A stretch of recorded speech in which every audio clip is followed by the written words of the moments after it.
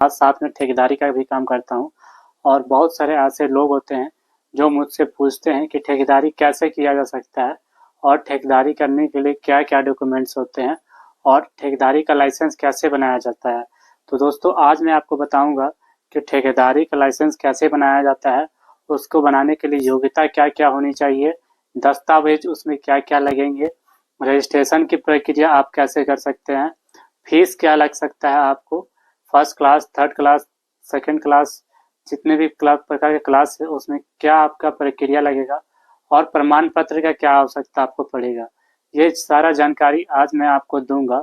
उससे पहले मैं अपने बारे में बता दूं कि देखिए मैंने सिविल से इंजीनियरिंग किया है। इंजीनियरिंग करने के साथ साथ मैं बेंगलोर में 2 साल तक काम किया हूँ एज ए सिविल इंजीनियर। और उसके बाद मैं ठेकेदारी बिजनेस में 2019 को आया हूँ। और ठेकेदारी करने के बाद मैं अब इस चैनल को बना रहा हूँ 2025 में। और मेरे पास आपको वो सारा ज्ञान है, टेक्निकल से लेके कि टेंडर कैसे भरा जाता है, डिजिटल सिग्नेचर कैसे बनाया जाता है, ईपी ऐसे कैसे बनाया जाता है, ठेकेदारी के लिए जीएसटी कैसे बनाया जाता है, ये सारा चीज़ जानकारी जो मैं आपको प्रदान करूंगा। तो इस चैनल पे आप जुड़े रहें, आपको रोजाना इस चैनल पे ये वीडियो मिलता रहेगा। टेंडर बाजार ये चैनल का आप याद करके रख लीजिए, इसमें हमेशा एक वीडियो आएगा जो मैं कोशिश करूंगा कि प्रतिदिन इस वीडियोस पे लाएं। और काफ़ी आपका इनकम है ठेकेदारी में, अगर अच्छा से ठेकेदारी चले। और आज के टाइम पे देखा जाए तो इंफ्रास्ट्रक्चर काफ़ी तेज़ी से ग्रो कर रहा है दोस्तों। हर स्टेट, हर शहर, छोटा राज्य हो या गांव हो, वहाँ पे आज काफ़ी अच्छा से चल रहा है। इसलिए आप ठेकेदारी में आ करके अच्छा खासा अर्निंग कर सकते हैं। अब आइए चलिए स्टार्ट करते हैं हमारे टॉपिक पे कि कैसे आप ठेकेदारी का लाइसेंस बनाएंगे 2025 पे और इसके लिए क्या योग्यता रहेगा। देखिए इसके लिए आपको योग्यता होने के लिए आपको बस आपको लिखना पढ़ना आना चाहिए। ऐसा नहीं है कि आप 10th पास आउट नहीं है तो आप नहीं कर पाएंगे, इसके लिए ऐसा कोई जरूरी नहीं है। बस आपको लिखना पढ़ना आना चाहिए जिससे आपको काफ़ी है। बाकी अगर आपके पास सिविल इंजीनियर की डिग्री है तो यह आपके काफ़ी फायदा करेगा, या इंजीनियरिंग डिग्री है तब भी आपको ये काफ़ी फायदा करेगा। अगर नहीं है तब आप इसके लिए नहीं भी पढ़े लिखे हैं तब भी कोई दिक्कत नहीं है। इसके लिए देखिए क्या करना होगा कि आपको आपके रिलेशन में कोई भी ऐसा हो जो सिविल इंजीनियर का डिग्री हो, उनका उपयोग ले करके उनसे मांगे कि आप मेरे जो फॉर्म या कंपनी बनाएंगे आप उसमें काम कीजिए एज ए, और लेकर उनसे काम ले सकते हैं या उनका उपयोग कर सकते हैं। और उन्हें काम मिलने के बाद आप उन्हें काम पे भी रख सकते हैं ऐसा करके, या आप उनसे सहयोग ले सकते हैं। दूसरा दोस्तों, आपको अगर योग्यता में देखा जाए तो इसके अलावा और आपके पास जो भी वर्क एक्सपीरियंस होना चाहिए, ये सारा चीज़ आपको 1 साल पहले सीख लेना ज़्यादा आसान होगा कि आप 1 साल पहले काम कर ले, उसके बाद इस फील्ड में है, जिससे आपको इससे काफ़ी फ़ायदा मिलेगा। और इस तरह आप काम कीजिएगा तो आपको काफ़ी फ़ायदा मिलेगा। जैसे देखिए दोस्तों, मैंने जब ठेकेदारी स्टार्ट किया था तो मैंने सिविल इंजीनियरिंग किया था। सिविल इंजीनियरिंग करने के बाद मैंने ठेकेदारी स्टार्ट किया तो अनएम्प्लॉयड इंजीनियर के थ्रू मैं गया था। और अनएम्प्लॉयड इंजीनियर के थ्रू एक आरक्षण मिलता है। ऐसे ही आपके पास कुछ आरक्षण का हो तो ये आपको अच्छा खासा फायदा करेगा। मेरे ठेकेदारी में भी मुझे ये काफ़ी अच्छा सीखने को मिला, क्योंकि जब मैं टेंडर डालने गया तो वही उस टेंडर में वही लोग पार्टिसिपेट कर सकते थे जो इंजीनियर थे, जिन्होंने टेक्निकल इंजीनियरिंग कोर्स कंप्लीट किया है 3 वर्षों का या 4 वर्षों का, वो लोग भाग ले सकते थे। और इसमें मेरे काफ़ी दोस्त भी मैंने अच्छे खासा जान पहचान हुआ। लेकिन ऐसा ज़रूरी नहीं है कि आप केवल अगर आप पढ़े लिखे नहीं है तब भी आप ठेकेदारी कर सकते हैं। बस आपको सिग्नेचर करने आना चाहिए और बाकी काम आप कर सकते हैं, आदमी रख सकते हैं। इसके अलावा दोस्तों देखिए, ये इन सब सारे चीज़ों से योग्यता हो गया। दस्तावेज तो क्या लगेंगे, देखिए दोस्त, दस्तावेज में आपके पास सबसे इम्पोर्टेंट चीज़ है जो पैन। अगर आप कंपनी लिमिटेड बना रहे हैं तो आपके पास एक पैन होना चाहिए। पैन पैन और आपके साथ पैन के साथ आधार कार्ड आजकल हर लोगों के पास रहता है, तो आधार कार्ड के अलावा आपके पास आधार कार्ड, इनके अलावा एक रेंट एग्रीमेंट होना चाहिए। रेंट एग्रीमेंट के बाद अगर आप पार्टनरशिप या किसी पार्टनर के साथ मिलकर बनाते हैं तो पार्टनरशिप डीड होना चाहिए। पार्टनरशिप डीड के अलावा आपके पास इन चारों के बाद और कुछ का भी ज़रूरत पड़ता है तब भी आपको पार्टनरशिप डीड के बाद आप जीएसटी आपको जीएसटी बनाना होगा। इन सारा चीज़ जब इकट्ठा कर लीजिएगा तो आपको जीएसटी बन जाएगा।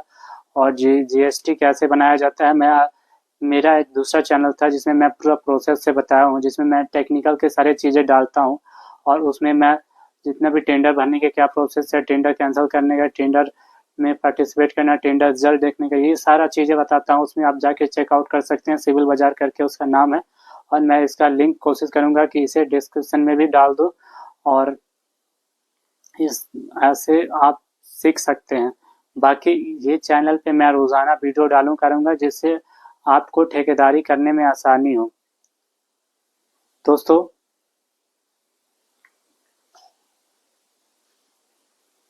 तीसरा, आप रजिस्ट्रेशन प्रक्रिया कैसे करेंगे। देखिए, रजिस्ट्रेशन प्रक्रिया दो तरह की से होता है, एक ऑनलाइन होता है, एक ऑफलाइन होता है। बहुत सारे जगहों पे देखिएगा कि ऑफलाइन सिस्टम आज के टाइम में लगभग बंद हो चुका है। कहीं अगर ऑफलाइन होता भी है तो पहले ऑनलाइन करना होता है, फिर जाके आपको ऑफलाइन पेपर जमा करना पड़ता है। तो सारा जो भी प्रक्रिया चल रहा है ऑनलाइन माध्यम से हो चुका है। तो आप कोशिश कीजिए कि जब भी आप जाएँ तो ऑनलाइन प्रक्रिया के थ्रू जाएँ।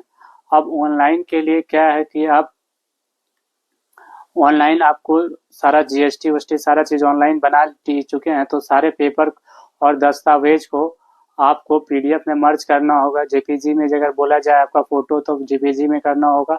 जो जो चीज़ें मांगा जाए, जिस लेवल जैसे टूल्स एग्रीमेंट मांगा जाएगा आपसे दस्तावेज में, एफिडेविट मांगा जाएगा, ईपीएफ ईएसआईसी मांगा जा सकता है। और इसके अलावा आपसे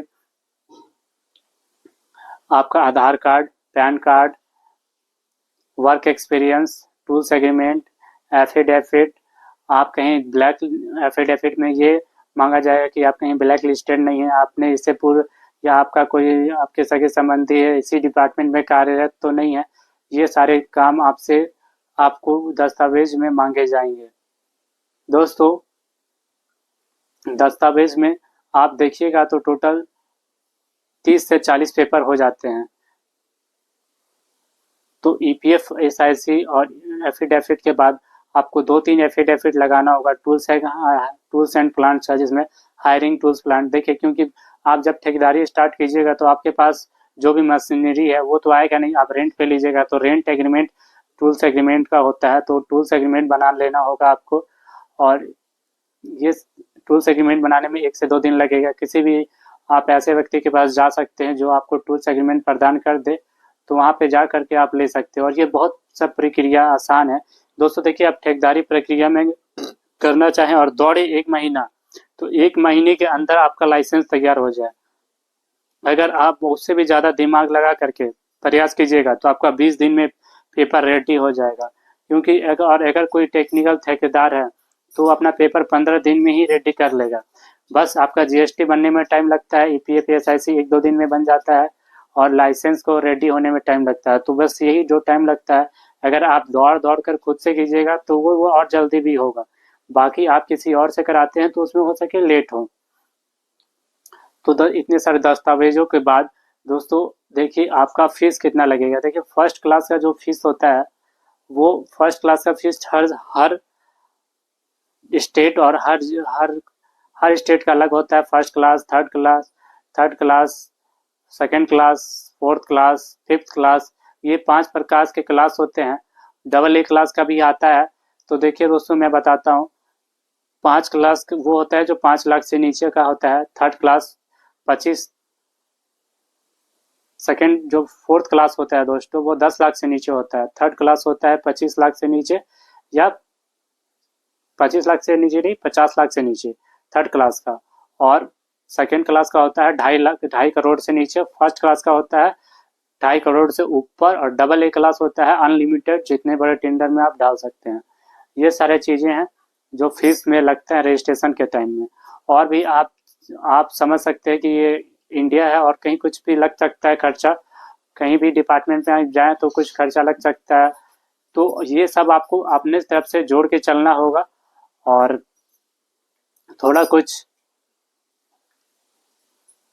जैसे भी जो भी खर्चा हो आपको देखते हुए चलना होगा।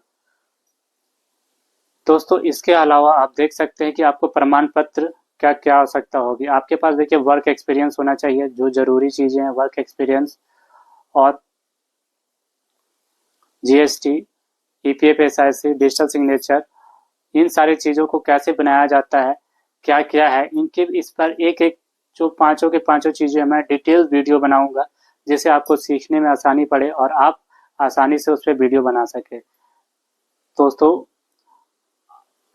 आज के लिए वीडियो इतना ही। मैं कल इसी टाइम पे कोशिश करूंगा कि दूसरा वीडियो अपलोड कर दूं, और आप चैनल पे नए हैं तो चैनल को ज़रूर सब्सक्राइब करें, और ये चैनल भी अभी नया है। तब तक ले जय हिंद।